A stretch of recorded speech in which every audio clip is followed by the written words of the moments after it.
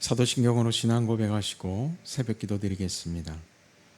전능하사 천지를 만드신 하나님 아버지를 내가 믿사오며 그 외아들 우리 주 예수 그리스도를 믿사오니 이는 성령으로 잉태하사 동정녀 마리아에게 나시고 본디오 빌라도에게 고난을 받으사 십자가에 못 박혀 죽으시고 장사한 지 사흘 만에 죽은 자 가운데서 다시 살아나시며 하늘에 오르사 전능하신 하나님 우편에 앉아 계시다가 저리로서 산자와 죽은 자를 심판하러 오시리라. 성령을 믿사오며 거룩한 공예와 성도가 서로 교통하는 것과 죄를 사하여 주시는 것과 몸이 다시 사는 것과 영원히 사는 것을 믿사옵나이다. 아멘. 이 시간 주시는 하나님 말씀은 히브리서 4장 14절에서 16절 말씀입니다. 히브리서 4장 14절에서 16절 말씀 제가 읽겠습니다. 그러므로 우리에게 큰 대제사장이 계시니 승천하시니 곧 하나님의 아들 예수시라. 우리가 믿는 도리를 굳게 잡을지어다. 우리에게 있는 대제사장은 우리의 연약함을 동정하지 못하실 리가 아니요 모든 일에 우리와 똑같이 시험을 받으신 이로되 죄는 없으시니라. 그러므로 우리는 긍휼하심을 받고 때를 따라 돕는 은혜를 얻기 위하여 은혜의 보좌 앞에 담대히 나아갈 것이니라. 아멘.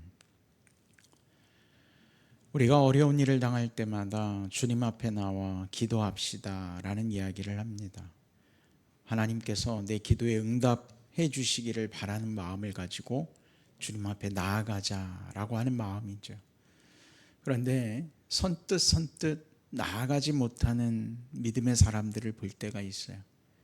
어떻게 보면 우리가 하나님 앞에 어려움을 토로하고 그 어려움을 주님 앞에 맡기는 기도를 드린다라고 하는 것 너무 기복적인 것 아니냐.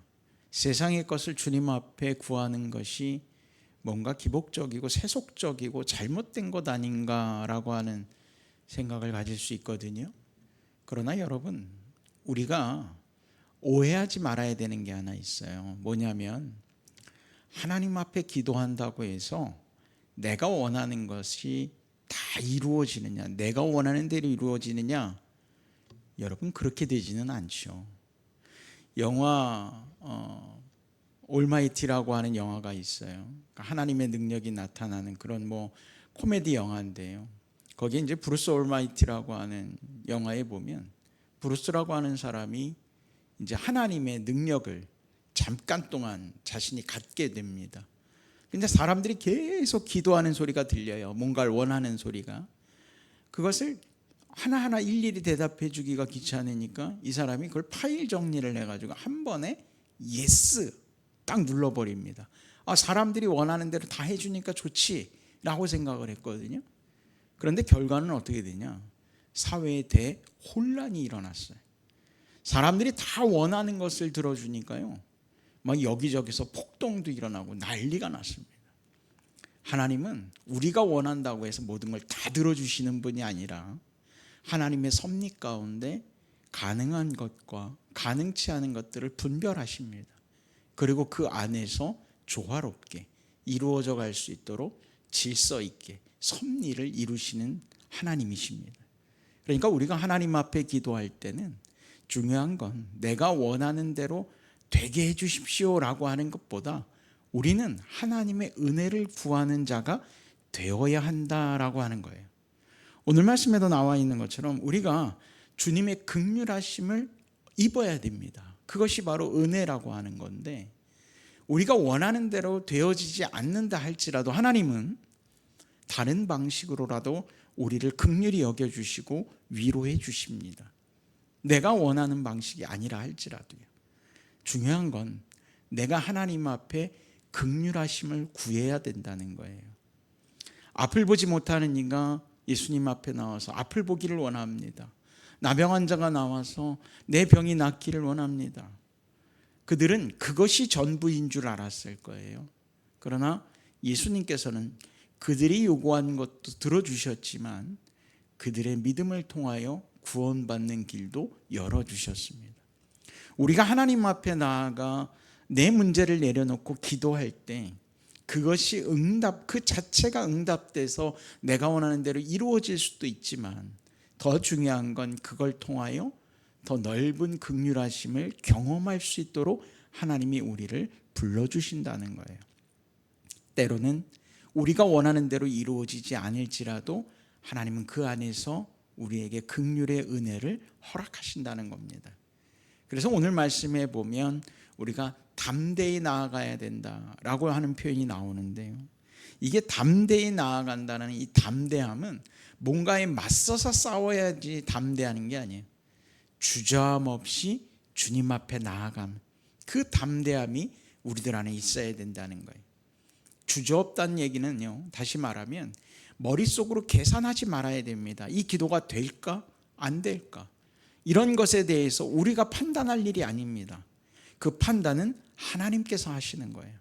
다만 우리는 주님 앞에 구할 뿐이죠. 그것에 따라서 주님께서 우리에게 때로는 예스로, 때로는 노로, 그리고 우리를 위로하시며 긍휼의 은혜를 베풀어 주고 계시다는 거예요. 믿음의 사람들이 보여야 되는 건 이 기도가 될까 안 될까라고 하는 확률의 싸움이 아닙니다. 우리는 무조건 하나님 앞에 나아가 담대하게 은혜를 구하라는 거예요. 그게 자녀된 자의 도리입니다. 하나님 앞에 나아가 여러분 은혜를 구하십시오. 그게 마땅히 우리가 할 일인 것이고요. 오늘 그 담대함을 통하여 하나님께서 긍휼함의 은혜를 주시고 또 하나님의 길로 우리를 인도하실 겁니다. 여러분, 혹시라도 여러분들의 마음 가운데 기도함을 가지고 주저하는 분이 계시다면 여러분 이젠 주저하지 마십시오. 주저할 그 시간에 한 번이라도 더 주님 앞에 나아가시길 바랍니다. 우리가 주님 앞에 나아가는 것 자체를 주저하거나 때로는 스스로 위축된다면 하나님의 은혜를 경험하지 못할 뿐입니다.